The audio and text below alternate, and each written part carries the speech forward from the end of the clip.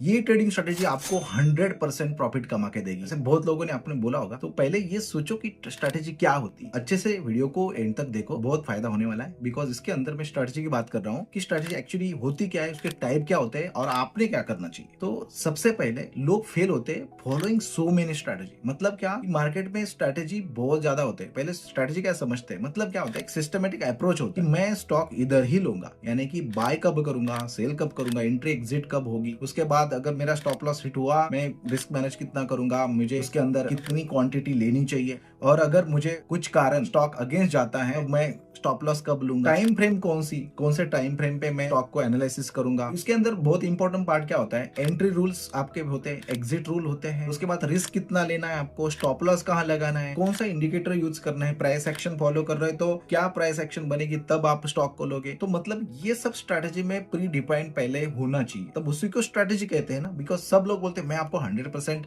Strategy बताऊंगा, वो काम करेगी, और सच तो ये है मार्केट में ऐसी कोई स्ट्रेटेजी नहीं 100% काम करती है। Please understand, because market condition अलग अलग होता है। मान चलो कोई स्ट्रेटेजी आपकी, मान चलो ट्रेंड फॉलोइंग स्ट्रेटेजी है, या ब्रेकआउट स्ट्रेटेजी आपने सुना होगा। ब्रेकआउट स्ट्रेटेजी कब काम करती है, जब मार्केट ट्रेंडिंग है। मान चलो ब्रेकआउट कर दिया, कंसोलिडेट कर दिया, फिर ब्रेकआउट कर दिया, कंसोलिडेट कर दिया। ये स्ट्रेटेजी तो मार्केट ट्रेंडिंग में है तभी तो काम करेगी, लेकिन रेंज बाउंड में वो काम नहीं करेगी। तो रेंज बाउंड में मीन रिवर्जन स्ट्रेटेजी काम करेगी, या आप सपोर्ट पे ले लो, रेजिस्टेंस पे बेचो, वो काम करेगी। अलग कंडीशन पे अलग अलग स्ट्रेटेजी काम करेगी। आप अगर बहुत ज्यादा स्ट्रेटेजी अप्लाई करोगे, मान चलो RSI डाइवर्जन आपने स्ट्रेटेजी है, अगर आपने हैमर बना और सपोर्ट पे हैमर बनता है और तब बाइंग वॉल्यूम देखा आपने और उसके ऊपर जाकर आपने खरीदा, ये एक स्ट्रेटेजी है। ये एक स्ट्रेटेजी को आप कितनी बार प्रैक्टिस करते हैं, उनसे आपकी सक्सेस की चांसेस बढ़ेगी ना। बल्कि आपने 50 लोगों ने 50 स्ट्रेटेजी बताई, आपने एक स्ट्रेटेजी के ऊपर 4-5 बार ट्रेड लिया, उसको आपको 2 बार फेल हो गया, 4 बार फेल हो गया, तो आपने दूसरी स्ट्रेटेजी यूज कर दी, फिर आपको हर स्ट्रेटेजी में लॉस ही होगा और फिर बोलेगा मेरा कैपिटल ही खत्म और ये स्टॉक मार्केट चलता नहीं। मैं चाहता हूँ आप किसी भी एक को पकड़ो पहले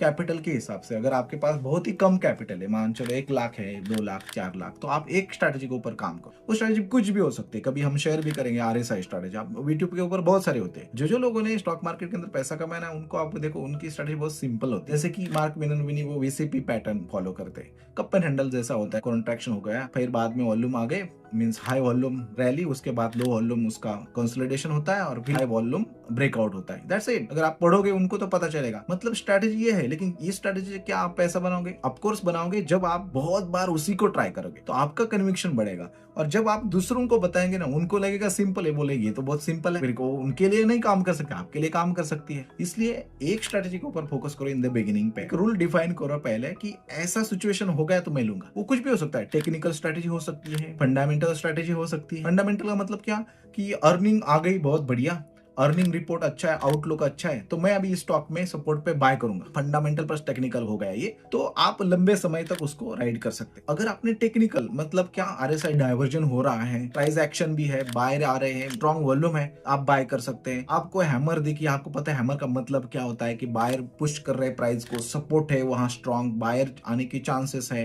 तो ये प्रोबेबिलिटी का गेम है ना। तो प्रोबेबिलिटी इंक्रीज अगर आपको करनी है तो आपकी स्ट्रेटेजी रिफाइन होनी चाहिए, प्री डिफाइंड रूल होने चाहिए कि ऐसे हो गया तो मैं लूंगा, अगर नहीं हुआ तो मैं नहीं लूंगा। ये होते हैं एक्चुअली स्ट्रेटेजी। और कुछ स्ट्रेटेजी ऐसी भी होती है जो होती है डिस्क्रिशनरी, यानी कि कुछ रूल्स नहीं, यानी मुझे अच्छा लग रहा है तो ले लिया। मैंने भी बहुत बार किया, ये सब लोग करते हैं बेसिकली, यहाँ गलत कुछ नहीं है। लेकिन अगर सक्सेस की चांसेस बढ़ानी है, आपको एक मिनिमल स्ट्रेटेजी के ऊपर ध्यान देना पड़ेगा। अभी मैं तो बोलता हूँ पहले एक ही स्ट्रेटेजी के ऊपर फोकस करो, उसी में माहिर बन जाओ। मतलब आपने वो ब्रूस ली का सेंटेंस सुना होगा, उन्होंने बोला था कि मैं एक किक को 10,000 प्रैक्टिस करता हूँ। क्या वो ब्रूस ली जैसा करो, एक किक को 10,000 टाइम प्रैक्टिस करो। उनको उनका भय लगता है कि कहीं किसी ने एक ही किक को 10,000 प्रैक्टिस किया क्या। आप एक स्ट्रेटेजी को 10,000 ट्रेड ले लो या 100 ट्रेड ले लो, 5-10 ट्रेड से कुछ नहीं होगा। तो सारा ट्रेड तो बहुत मुश्किल है, लेकिन 100 ट्रेड ले सकते हैं आप उसी की स्ट्रेटेजी के ऊपर, राइट। तो अगर एक स्ट्रेटेजी के ऊपर आप काम करोगे, आप लोगे। अभी EMA की स्ट्रेटेजी होती है कि ट्रेंडिंग मार्केट है, आपको पता है ना, बहुत लोग दिखाते हैं मार्केट खत्म होने के बाद उनके इंडिकेटर भी काम करते हैं, मूविंग एवरेज दिखाते। देखो